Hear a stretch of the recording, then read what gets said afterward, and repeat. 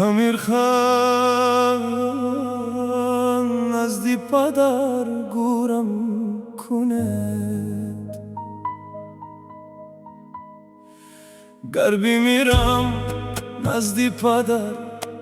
گورم کند در کناری قبری و جایم کند سالها شد پزمانی آغوشی اویم زری خاکی او مرا هم گورم کند زری خاکی او مرا هم گورم کند پیش پای پدر آرامم کند سالها شد که پزمانی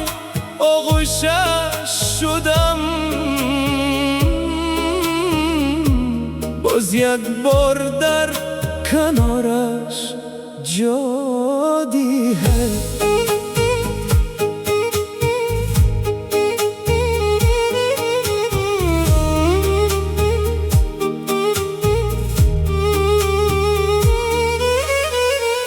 روزی من از غصه ها شد تیره و تار در دلم مانده مدار و یادی زار تو ابد من حیرانیان قامتی زری خاکی او مرا هم گورم کند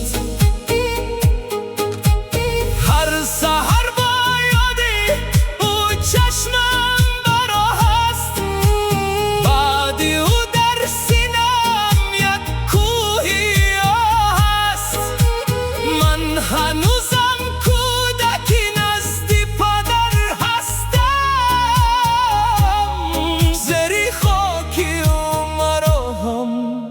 گورم کند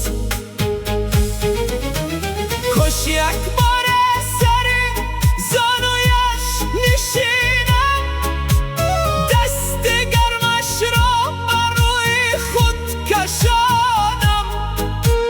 کاش بچم بیا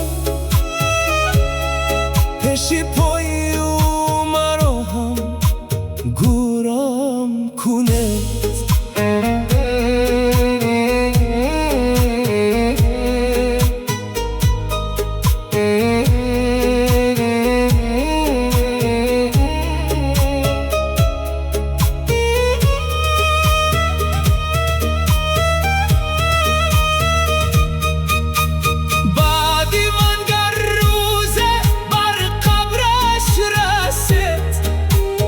از دل من یک سلامی مهر بارد گوید ای پدر پسرت آمد با تو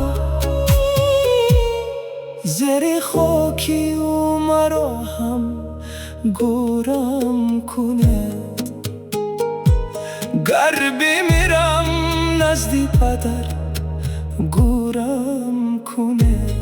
زری خاکی او مرا هم گورم کند